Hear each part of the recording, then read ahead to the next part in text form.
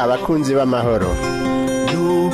Abakunzi b'amahoro ni ikiganiro mutegurirwa n'ishyirahamwe TWR Radio mu Burundi, ifashwe mu mugongo n'umugambi Christian Initiatives for Peace CIP mu Burundi.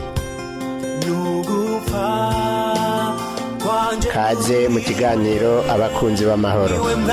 Ndakuramukije inshuti mugenzi akuza nk'ibiganiro abakunzi b'amahoro.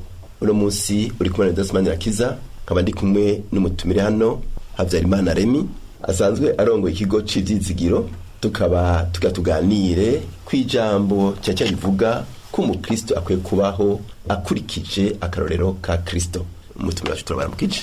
Ndabaramukije Leonidas, ndaramukije n'abariko baradukurikira. Egome kaze cyane muri ino studio bwabo twongere tuganire kuvyerekeye ivy'amahoro. Mu gano cyacu cuno munsi turavuga cyane ku kuntu umukristo akwiye kubaho akurikiye akarorero ku mwami wacu Yesu Kristo.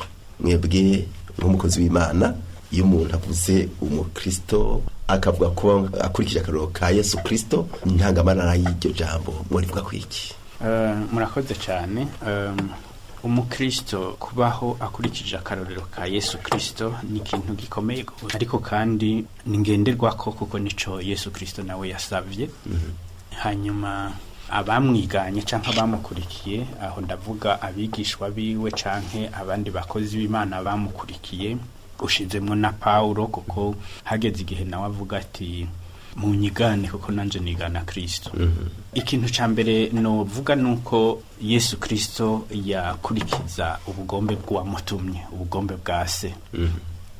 Aranabivuga yuko yaje gushitsa ubugombe bwa se. Ica kabiri no vuga ko nuko Yesu Kristo yabaho mu buzima busanzwe. Aha ni bimwe mu gifaransa muvuga ngo avoir les pieds sur terre. Yararaba ibintu bihari, akaraba ingorane zihari, akaraba ibibazo abantu bafise, hanyuma akazana inyishu zavyo. Aha abantu benshi bashobora kwihenda bibajije ngo kuko Yesu Kristo yarondera imitima, ugacumenga yaca afata iyo mitima yonyene akayishira ahantu. Ariko aha nagomba mvuge yuko we yafati umuntu mu bigize umuntu vyose. No kuvuga umuntu kuko ari ikiremwa gifise impwemu, hanyuma kumbure sinzi uko novuga ame mu Kirundi, mugabo bamwe bavuga umushaha, abandi ni mugabo, byerekana yuko ibi bice bitatu bigize umuntu Yesu yaravyitaho vyose. Yaba rero ibijanye n'umubiri cane cane, kuko aha niho hari ikibazo benshi umenga ngo kuko turiko turaja mwijuru, ivyo mwisi n'ivyo mwisi. Ego nivyo mwisi, mugabo ivyo vyo mwisi nyene nivyo yaturungitsemwo, kuko yagize ati ndabarungitse mwisi nk'intama mu mabingira. No kuvuga ibi rero tuba turimwo nivyo dukwiriye kubamwo nyene, tukigana Yesu Kristo, mugabo turi muri ivyo nyene. Ica gatatu rero nuko mvuze gutyo ivyo bibiri, wocumenga kubaho rero nk'uwigana Yesu Kristo, umuntu yama ari umugorwa, yama babaye, yama yemera ibihari kuko vyinshi biba ari bibi. Ariko ubu Yesu Kristo rero duhamagarirwa kwigana, ni nawe acavuga ati ndabahaye amahoro, ndabasigaranya amahoro. Mbere amahoro atari nkamwe abisi batanga, mugabo amahoro ava ku Mana. No kuvuga rero ubaho nka Kristo abaho aziko ari mu bugombe bw'Imana, arondera kumenya ico Imana imugombako, mugabo kandi akaba mu bantu, akaba mwisi, kugira ngo aze arabe inyishu y'ibibazo abo bari kumwe bafise, ibibazo isi ifise. Ariko kandi atanga ayo mahoro, yagura ayo mahoro kuko Yesu yarayatanze. Ego murakoze cyane, murakoze kutuha intangamarara y'iki kigwa, kandi murumva yuko cagutse cyane. Ariko tugeze guca ku masonga bimwe aya majambo, ubwa mbere yuko Yesu yaje gushitsa ubugombe bw'Imana. Mbega ubugombe bw'Imana ku bantu bwarubuye? Murakoze cyane. Ubugombe bw'Imana ku bantu, ico gihe rero duca dusubira no mw'isezerano rya kera, kuko nkuko mubizi Imana yararemye isi muri rya misi 6 nkuko tubibona mu gitabo c'Itanguriro. Hanyuma ku munsi wa gatandatu niho rero haba inama. Ubutatu bw'Imana buravugana ngo tureme umuntu mu ishusho yayo. No kuvuga Imana mu butatu bwayo haremwe umuntu rero mu ishusho y'Imana, mugabo umuntu ajeho biboneka neza ko ivyaremwe vyose imbere yaho vyari ivyo kugira ngo uwo muntu abeho mu buzima bwiza, abeho anezerewe. Hanyuma rero Imana imushira muri iryo tongo umugabo n'umugore, mbere ibabarira yuko baca baritunganya neza. Ikibazo rero mu kubaho batunganya neza hariho gutora kwabo, bategerezwa guhita mwene bazobaho, kubaho bubasha ivy'Imana yababariye vyose n'imihezagiro vyaca bijana, mugabo kubaho barenze ivy'Imana yababariye n'imivumo canke ibihano bica bijana. Kandi ivyo washaka nivyo bibiri vyaciye bikwirikizwa no mu bwoko bw'Isirayeli mu masezerano Imana yagiragirana nabo, ni navyo bihari no munsi, kuko gushika no munsi Imana ishira umuntu imbere y'uguhitamwo, ati uhitamwo ikibi canke iciza, uhitamwo ubuzima canke urupfu, uhitamwo kumvira canke kuba uwigenga wikorera ivyo ushaka. Uko kugomba rero ubugombe bw'Imana ku muntu, nuko Imana yari ishatse yuko haba imigenderanire myiza y'umuntu n'Imana. Ni navyo mbere Yesu abavuga ati ndabasigaranya amahoro, no kugira ngo uwo muntu niyo yaba muri ayo mabwirizwa y'Imana, muri uko kubaha Imana abe hanezerewe. Kubaho unezerewe rero si ukuvuga yuko utari mu ngorane, si ukuvuga yuko ko wubasha Imana utazobura abawe, utazogwaza abukunda, utazokena, kuko birashika ugasanga kugira uhavuje imbere y'Imana usengera amafaranga ugasanga ntayufise nyene, canke kugira ngo Imana iguhezagiza akazi keza ugasanga ubanje kubura ko wari ufise. Ivyo byose rero nivyo navuze ngo yaba mwisabo, nivyo mwisi nk'uko biri, kugira ngo kumbure tutibaza ngo uri mu Mana rero nta ngorane nimwe asubira kugira, nta bibazo na bimwe asubira kugira. Oya, arabigira, mugabo akabigira afise ivyo vyizigiro bwa mbere yuko imperezo rya vyose ari kuzoja mwijuru akabana n'Imana. Hanyuma akamenya ati naho noca mu mubabaro, n'umubabaro wo muri ubu buzima Imana ishobora kugabanya mu gihe kanaka nkiri muri ubu buzima, ariko kandi naho bitobuko mfise ivyizigiro bizima yuko nzobana n'Imana. No kugushitsa ubwo bw'Imana. None ubu bugombe Imana igaha umuntu guhitamo uko yigombeye, Imana yagombye kwerekana iki mu bantu? Ubwa mbere bavuze guhitamwo bisobanura yuko wewe nyene uzi iciza n'ikibi. Ivyo bintu bibiri ugiye guhitamwo urabizi byose, urazi ni wahitamwo iki ico uzoba ukuyemwo nk'inyungu, iki naco uhevye urazi naco nyene ico uhevye. Guhitamwo rero Imana yahaye umuntu si bimwe biza gihuruduka canke bimwe vy'umwana atabazi ico ariko arakora, kuko kuguhitamwo Imana iba ihaye umuntu nuko bisaba ubwenge, bisaba ukwiyumvira, bisaba kumenya. Igihe umuntu agiye guhitamwo arabanza akiyumvira, mbega nkeneye iki? Dufata akarorero gatoya k'igihe ugenda mu isoko kugura impuzu canke mu mangazini, ubuzi yugiye aha no kuvuga ubugira uti ndakeneye ikoti nziza nk'iyo, hanyuma ukaba umenya uti inziza rero zigurirwa, izitameze neza nazo niziriya, mugabo na muri zirya nzi ko ari nziza zose nazo nyene simfiyo nshikiriye. Uca usanga rero ko kubera ubwo bumenyi ufise, imbere yuko uje gufata iyo ngingo yo gutora iyo koti, nibyo biza gutuma uza gutora nziza. Bica bisaba kumenya ukungana kugira utaza niyo ariyo yose, bica bisaba kumenya ubu bigezweho ugira uti ingumbi yo nzokwambarana neza na ya shati kumbure na ya kravati n'ibindi n'ibindi. Ugaca usanga rero ubwo bumenyi bw'imbere y'iyo ngingo uza gufata nibwo butuma uza gufata ingingo neza. Imana rero isaba abantu gufata ingingo, gutora hagati y'iciza n'ikibi, y'ubuzima canke urupfu, nuko umuntu yategereza kuba yatahuye mbega urupfu niki, ari byo bibiri ivuga ko ari ugutandukana n'Imana. Mbega ubuzima bwo niki, nukuvuga ko mfashe ingingo yo kuzobana n'Imana ibihe bitazoshira. Ivyo rero kubimenya bifise rero ingaruka nziza kuza gufata ingingo nziza. Muri ico gihe rero Imana icishiraho ubwenge, umuntu wese rero afise ubwenge bwo guhitamwo. ariko kandi ubwo bwenge hari aho kenshi usanga bisaba naho nyene kurondera kugira ngo utahure birushirije. Birasaba kumenya rero kuja gusoma ijambo ry'Imana, mbere nkoresha irindi rivuga kwiga ijambo ry'Imana kugira ngo utahure neza mbega ibi nibiki, kuko kenshi iyo tuvuga ngo gusoma ijambo ry'Imana canke kwiga ijambo ry'Imana, birakwiriye ko umuntu amenya ngo ikete ryandikiwe ishengero ryo muri Efeso si jewe, ni ishengero ryariho muri kiriya gihe ca Pawulo. Ni ishengero ryari rifise ibibazo muri kiriya gihe no muri iriya ntara. Ndabisomye rero ngaca mvuga ngo iri ni ijambo ry'Imana yampaye jewe.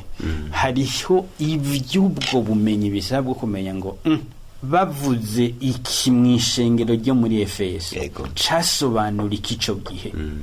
Bica bisaba ubumenyi kanaka bwo kumenya nahira ari ijambo ry'iwanje mugabo ryabari wabariya none ubu muri kino gihe jewe bimfashiki bihuriye he. Umuntu asenga rero mpemu w'Imana akamurongora kugira ngo atahure n'ico Imana igomba kumubarira muri ico gihe. Mugabo abanje kumenya ngo Paulo yandikiye Timoteyo ntiyari yandikiye Remi, ntiyari yandikiye Leonidas, yari yandikiye Timoteyo. Timoteyo yari afise ibibazo ibihe, yari afise imyaka ingahe, yari afise ingorane izihe mu rusengero. Paulo yamwandikiye agomba kumufasha iki? Mbega jewe ivyo Timoteyo yarimwo duhuriye he? Muri ico gihe ni ijambo rihava ribigi wanje ngerageza kuryizanaho nayo ubundi akwiriye ubwo bumenyi. Nakarorero gusa dutanze mugabo kwerekana yuko ijambo ry'Imana riragutse cyane, harimwo vyinshi birimwo utaronse ibitavuzwe biboneka neza udashobora gutahurisha ivyo byaba bivuzwe. Nivyo rero bice bituma no ku ntambuko ya kabiri umuntu akeneye kumenya ijambo ry'Imana, kuko Imana ivuga, nivyo iravuga mu ndoto, mu buhanuzi, mu buryo butandukanye, mugabo cyane cyane vyose bigahagarara ku ijambo ryayo. Naho rero bisaba yuko uwo muntu imbere yuko afata ingingo arondera kumenya ubugombe bw'Imana mu ijambo ryayo. Ni birera Imana ibigira iti nimuhitemwo kuko murazi ikibi n'iciza, kandi ko guhitamwo kwanyu gusobanura ko muzi n'ingaruka y'ingingo muza gufata. Yego. Hanyuma rero uko twabonye hariho abambere batwitangiye imbere Imana yari yaremye Adamu na Eva, harageze igihe barahitamwo hariho ivyo Imana yari yababwiye, hariho n'ivyo umwansi yababwiye. Bahava barahitamwo bati turahisemwo, basanga bagwe mu mutego w'umwansi. Ico gica kiba ikiba cyo gutandukana n'Imana. Mbega muri uwo gutandukana n'Imana twobatera amabuye abo bantu ba mbere, twebwe babidushikira natwe ku ruhande rw'iwacu imbere ko dushika kuri uku kuntu Yesu yaje gushitsa ubugome bw'Imana? Murakoze cyane. Nibaza ko Adamu na Eva twabivuze, Imana yabashize mu itongo ryiza gose, niko ijambo ry'Imana rivuga. Hanyuma noneho ibasaba yuko baritunganya neza. Icambere mvuge yuko ico Imana yasavye bari abantu ba mbere ni naco yadusavye. Igomba yuko dutunganya ubuzima, dutunganya ibidukikije, bitunganya aho turi mu miryango, aho turi umuntu wese ahari. Nkuko Imana yabari Adamu na Eva ati none iryo tongo ni muri korere, no kuvuga bamenye ibikenewe hanyuma babikore. Uno munsi rero ni navyo dusabwa na twebwe, ariko kuba baraciye iruhande ivy'Imana yababujije akaba ari byo bakora, ni birero byazanye ugutuma umuntu atandukana n'Imana. Gutandukana n'Imana rero bica tubironka ku bavyeyi bacu bakera, arabo Adamu na Eva. Ariko rero kuva ico gihe haca haba umugambi w'Imana yuko izokiza abantu, nico cazanye Yesu Kristo. Ariko rero mvuge rero yuko uku gufata ingingo canke guhitamwo kwa Adamu na Eva nuno munsi niko dufise, kuko abantu kumbure bashobora kwibaza ko ico gihe ingorane yari yo yonyene kubona ko icamwa ari ciza, taco tumico camwa batokirya kandi kiri mu bindi vyiza. Uno munsi ni navyo turimo. Uno munsi iyo dufise ibibazo, abantu bahura n'ibi bibazo by'ibiturire, ibiturire bimeze nabi cyane mu gihugu cacu, iriga nivyo umuntu mu mabanga jejwe naho Imana ibiri ko yagira iti baho neza tunganya neza akarere urimo mugabo nawe ugasanga yakikamye kubera asanze hariho ibahasha rimeze neza ririmo amafaranga ameze neza kandi kujya Eva yagize ati Bibiliya ivuga ngo abona ko ari camwa ciza kibereye gufungura. Igihe umuntu aje kugusaba ico wategerezwa kumukorera mugabo akabanza kuguha amafaranga kandi akaguha ayo mafaranga kumbure muhira ufise ibibazo by'amafaranga n'amafaranga uzi ati ayo ukwangana aza kuntambutsa kuri kiriya nivyo Imana iguhamagarira ngo nturenga uwo murongo kandi ufata ingingo ukurikije ibyo ufise muri yo ugaca usanga rero ingingo uza gufata y'uguheba canke y'ukuyakira nivyo biguha inkomezi zo kuguma mu Mana canke kuyija kure nivyo rero usanga bica bituma n'ingingo dufata ku munsi ntidutandukanye na gatoya na bariya kumbure ico gihe biboneka yuko umenga intambara bagira zari mu murima canke mu itongo gusa ariko n'ubuzima bwacu bwa misi yose kuko uri mu gisirikare afise ivyagwana mu gisirikare uri mu ishure nk'umwigisha afise ivyagwana navyo nk'umwigisha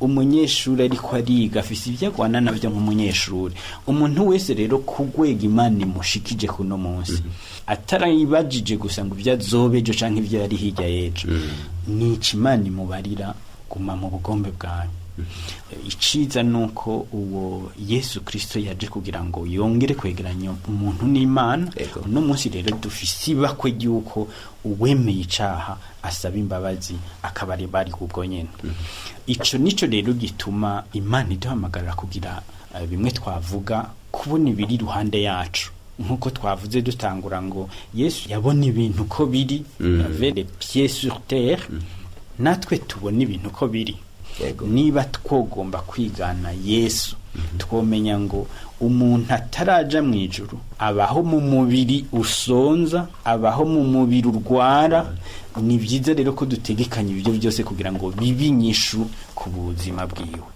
ego hariho cavuga ati ivyo mu bisanzwe leta irabibona ikijejwe twebwe amashengero tujejwe gukiza imitima iryo jambo camo ivuga ko iki aho rero ni nawo mutwe w'ikiganiro turiko turavuga niba mu by'ukuri turiko turigana Yesu none ni kubera iki Yesu atakijije imitima gusa amashengero ari mu mpemu gose ashobora gusengera abagwaye bose bagakira kujya Yesu yabasengera niba bikore bakire mugabo ciba bagaburira kujya yabagaburiye hanyuma aho bazoba biganye Yesu mugabo niba bishoboka kuno munsi ubuhinga bushobora gukiza abantu atari mu bitangaza gusa mwishengero hakaba hari yabahinga Imana yahaye izo ngabire z'ubuganga novuga ngo ni itegeko kwishengero gufasha kwabo baganga bavura neza nonezegwa ishengero ryari ryo ryose ricirigira ibitaro vyiza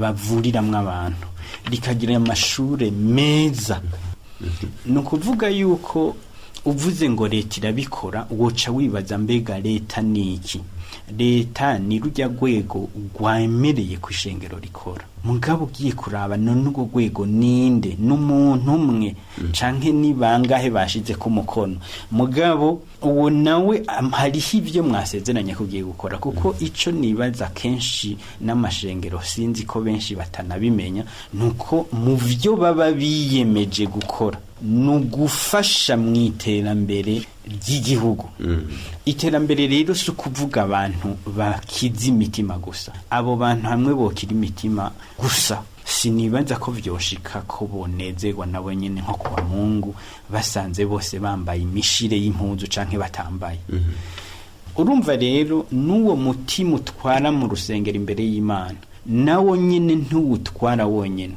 uwutwara mu mubiri wambaye kandi ubiravye neza uza kumva ijambo ry'Imana igihe wagiye wafunguye neza hamwe rero ishengero ryovuga ngo rirabe imitima gusa ntirirabe kwabo ribwira ijambo ry'Imana bafise amagara meza kugira ngo bumve ijambo ry'Imana ntirirabe kwabo bambara ibikwiriye kugira ngo bumve neza ijambo ry'Imana. Ntibirabe ivyo vyose ko bafise ubwo bumenyi bwo gutahura iryo jambo ry'Imana. Uca wumva naho bovuga gusa ngo bajejwe imitima, uca usanga rero uwo mutima bategereza kuwubungabungira umubiri ubamwo, bategereza kuwubungabungira naho uba. Ni bimwe bigaruka rero muri rya tongo rya Edeni, yuko Imana yatubarira niho yanyene nta kirahinduka. Umuntu ategereza kwitaho umuntu mu bwaguke bwose bwo kubaho kwiwe, kuko kugira ngo utandukanye ikibi n'iciza ari ufise umukeha bwenge nk'uko babivuga, no kubanza kumuvuza kugira ngo agire ubwenge bumeze neza abone gufata ingingo. Ari umwana mwigisha kure ahashika ahantu atahura uko kuri amenye ikibi n'iciza. Urumva rero naho wovuga ngo ugiye gukiza imitima gusa, uwo mutima kugira ubushikire ntushobora kubushikira udaciye ku mubiri. Nibaza ko ari naco gituma Yesu nabaza bagwaye basaba gusa gukira, uraba amajambo yababarira ngo ibyaha vyawe urabibabariwe, haguruka ugende. Ubundi akamukiza mu bundi urumva haba hariho ukuntu gufatanije umubiri n'umutima, kuko we yarazi yuko uwo mutima batazohura ari wonyene, imisi yose uzoba uri mu mubiri. Muri uwo mubiri rero utegerezwa kuwitaho. Ishengero rero niba ryifuza ineza y'imitima, ntaho bazohurira. Umutima uri kurigendera wonyene, uzokwama uri mu mubiri, kandi uwo mubiri kugira muhuru no munsi mwongere muhure ejo, nuko ufise aho waraye, nuko ufise ingene wafunguye, nuko ufise bijya byose. Naho rero nibaza yuko ho bari ukwihenda uwovuga rero ngo ishengero niryo rijejwe imitima, ngo leta nayo ijejwe ibisigaye. Turi ngaha rero tugira dufise n'abasoza kino gice ca mbere cy'ikiganiro cacu. Murumva yuko aha tuvuze ingene umuntu akwiye kubaho yishushanya n'ingene Kristo yabaho, kandi mumaze kutubwira ko Yesu yagerageje gutabara impwemu kandi agatabara n'umubiri. None ishengero ryokora iki kugira ngo ivyo vyose bibe biri ahantu bishobora kumva bitekaniwe kandi birose vyangombwa? Sinofata cane ibijanye n'umutima, kuko ni naho benshi bibaza ko ariho bariko barakorera, kandi ni vyiza. Ariko nashaka ndakubarire duse nk'abasubira inyuma gatoya muri kahise k'abavuze ubutumwa canke bazanye ubutumwa mu bihugu bitarumva ijambo ry'Imana. Mu vy'ukuri habaye ibihe bigenda bitandukanye, kuko abatari baki igihe batangura kuzana ijambo ry'Imana nko muri Afrika hariho ugutahura gutandukanye mu bihugu baba bavuyemo. Kuko ico gihe abenshi bari bacizera yuko abantu birabura basa nk'ukumenga ntibakwije ubuntu, niko no bivuga. Ugaca usanga bagira bati mbega none bajya bo kumva ijambo ry'Imana bagakizwa, mbega ibibazo byari byinshi. Ica kabiri nuko baba bazi ko bafise ico kibazo c'ururimi cingene bashobora kuvugana, mbega uwoshikayo wewe vyogenda gute. Ugaca usanga rero nabo baba bafise umuhamagaro wo kuja kuvuga ijambo ry'Imana muri ubwo buryo, barafatwa n'ivyo kuko batazi ingene bari buhere. Mugabo kuko ari umugambi w'Imana, abenshi baraza, kandi ndakubare kubujya n'abamisiyoneri benshi bapfuye bataranashika ku byo bibaza ko bashitseko. Umuntu ashobora guca yibaza rero ngo abo barananiwe. Oya, ntibananiwe, kuko intambuka aba yagize ubukurikira nihahera mu kugira ngo abandanye. Hanyuma bamaze kuza rero dusimbye gatoya, umwe yaraza agiriwe bakwa gasubirayo agatanga raporo y'ibiriko biraba, noneho bakamenya ingene biyumvira bategura n'ibikurikira, gushika aho bagera igihe rero batangura kubigisha. Kuko kandi ndakivuge ko naco abenshi bazo mu myaka ya mbere s'abantu baba bafise amashuri menshi, wasanga ari abantu Imana yahamagaye bakiri bato, bazi gusoma no kwandika kumbure gusa. Mugaba kumva uwo muhamagaro bikamwankira agateba gahagaruka akagenda. Ababa bakuze rero baba bazi ingene bimeze, kandi bafatiye no kuvya bashitse bwa mbere banditse, baca babarira bati nimugende rero mugabo muri ko muravuga ijambo ry'Imana mutegerezwa gutwara ibintu by'uburyo butatu. No kuvuga bagira bati ni muragenda muvuga ijambo ry'Imana, mugabo ni mutware n'imiti, atari imiti yiwanye ngo mwivure. Mugabo mu bihugu mugiyemwe, dufashe nkarorero muri ibi bihugu by'iwacu haba hari iyi ngwara ya malaria ikomeye gose. haba hakomeye ingwara zitatu, yari malaria, yari inzoka bita verminose, hanyuma n'ica gatatu vyari ibiguma bidakira, no kuvuga umuntu yaba yakomeretse kubera atasuku ryaba rihari, ugaca usanga uruguma ntigwigera rukira, ruguma rugira infection, hanyuma ari wakomeretse ku kuboko gwateba kugacika, ariko kuguru co kimwe. Noneho baca barabara ati mugende, mugabo urumva bahaye imiti abantu batavyigiye, mugabo yari imiti yoroshe, babasigurira bakavyumva, bagira bati uwo muti n'umuti uvura ingwara ya hariya, niyo wabona umuntu aguma biricuya umwanya wose, akaguma dedemezwa, kandi naho izuba ryoba ririko riraka akavuga ko akanye, uzoca umuha ibinini gutya, bagaca bamuha rero bijya binini vya malaria. Umuhe kimwe mu gatondo, saa sita ku mugoroba, bukeye uraba ingene bikurikirana.